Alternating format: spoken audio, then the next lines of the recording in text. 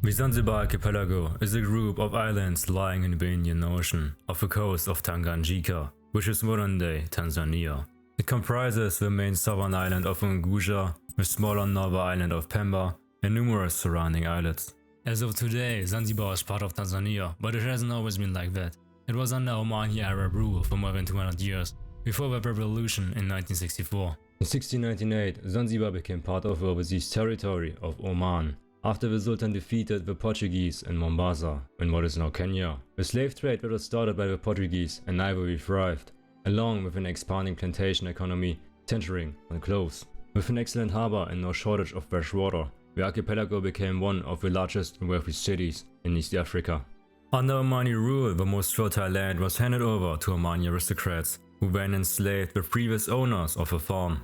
Every year, hundreds of ships would sail across the Indian Ocean, from Arabia, Persia, and India, bringing iron, cloth, sugar, and dates. The Arabs would leave with their ships packed full of tortoiseshell, copal, cloves, koa, coconut, rice, ivory, and slaves when the monsoons shifted during the year. The pinnacle of the empire was when the Omani ruler Sultan Said moved his capital from Muscat, Oman, to Stone Town in Zanzibar in 1840, where he established a ruling Arab elite. After his death, however, his two sons would divide the territories into two entities. Tuwani bin Said would receive Oman and Muscat, while his brother, Al Said, would become ruler of Zanzibar, but only in exchange for a yearly tribute that he stopped after a couple of years. His failed payments left Oman in a very critical financial situation, but his brother was in no way able to enforce a military strike, because, surprise surprise, that's quite expensive. The Sultanate of Zanzibar was able to expand beyond its borders through its incredible wealth. A small strip of land along the coast from Somalia to Mozambique would soon be under Omani Arabic rule, which was known as Zanj. Natives were taken from their land, stripped naked, and shipped to Zanzibar without any regard for life or safety. Slavery was by far the most profitable trade for the Sultanate. Slaves were shipped all along the Indian Ocean for an incredible profit. From Zanj were either raids carried out on other hostile tribes, or natives would trade their captives. Every year about 40 to 50,000 slaves were taken to Zanzibar. About a third went to work on clove and coconut plantations on Unguja and Pemba, while the rest were exported to Persia, Arabia, the Ottoman Empire, and Egypt. The conditions on the plantations were so harsh that about 30% of the male slaves died every year, and thus maintaining the demand for more slaves. The Omani Arabs who ruled Zanzibar had, in the words of American diplomat Donald K. Peterson, a culture of violence, where brute force was the preferred solution to problems and outlandish cruelty was a virtue. The ruling Al Said family was characterized by murderous family feuds, as it was common for a brother to murder a brother, which was typical of the Arab elite. It was acceptable for family members to murder one another to gain land, wealth, titles, and slaves. Visitors often mentioned the shocking brutality with which the Arab masters treated their slaves, who were so cowed into submission that there was never a slave revolt attempted on Zanzibar. The cruelty with which the Arab masters treated their slaves left behind a legacy of hate, which exploded in the revolution of 1964. Eventually every dynasty will fall, and the Sultanate was no exception. Ironically, the European powers came in during the 19th century and seized all possessions of Zanj, and thus ending the Sultanate's access to the most valuable commodity. Yet it still was the most prolific station for trading on the east coast of Africa. There were still 50,000 slaves passing through the harbor every year, and we are only counting those that arrived alive. This would change when, under strong British pressure, the slave trade was officially abolished in 1876, but slavery itself remained legal in Zanzibar until 1897. The island would eventually become a British protectorate, and the ruling Arab family would slowly cave in. The 38-minute Anglo-Zanzibar War was an example of foreign interference. When the Sultan died, the royal relative declared himself the new ruler, who was backed by the Germans. War would become inevitable.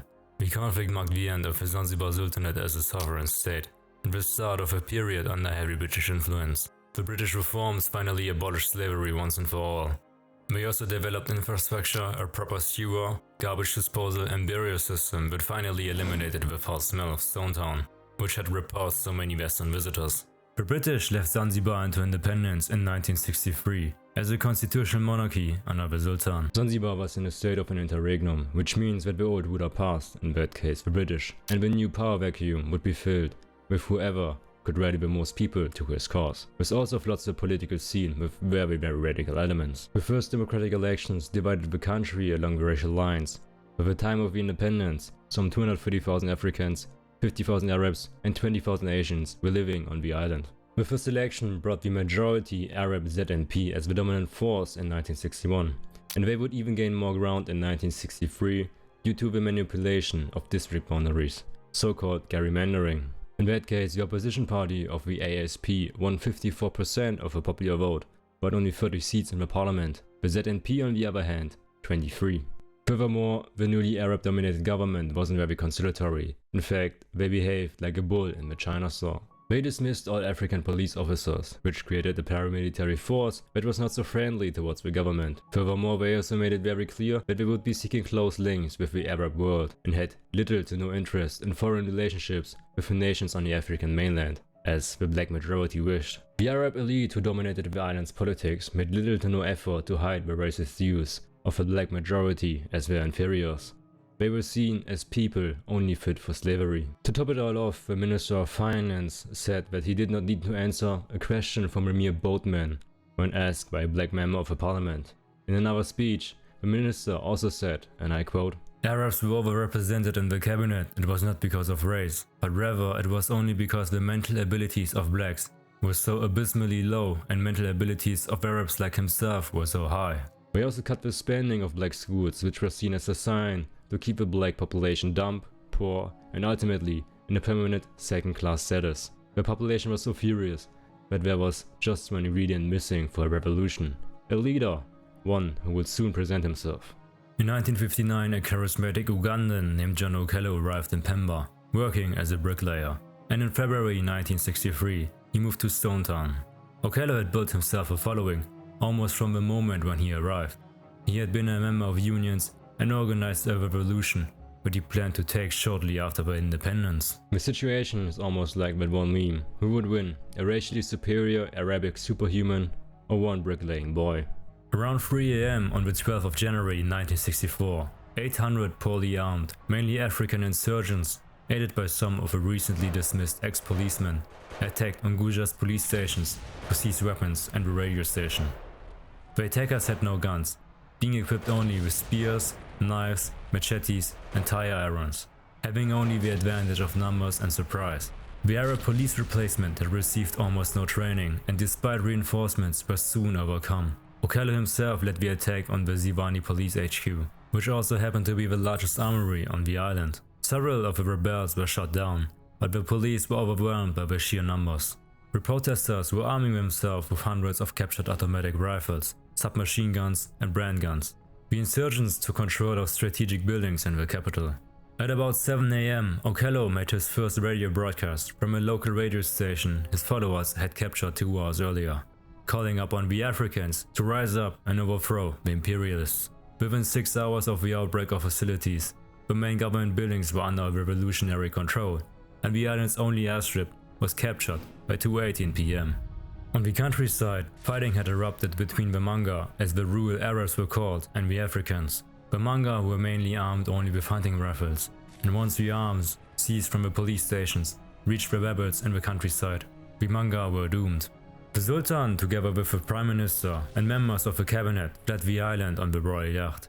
At least 80 people were killed and 200 injured, the majority of whom were Arabs, during the 12-hour street fighting that followed. After taking control of Stone Town on the first day, the revolutionaries continued to fight the Arabs for control of the countryside for at least 2 days afterward. Needless to say, the onslaught was brutal. About 4,000 Arab and Asian civilians were killed as an act of revenge. The killing of Arabs and their burial in mass graves was documented by an Italian film crew that was filming from a helicopter. For Africa, adio. The Africans feel that the Arabs now exploit them as pitilessly as the whites used to. Because of this, they demolish Arab shops and houses. One of us is cut by the flying glass, but there's no question of treatment. The mutineers jerk us out of our car and haul us to the wall. They're about to execute us when a rebel officer sees one of our passports and shouts, "Wait! These aren't whites. They're Italians."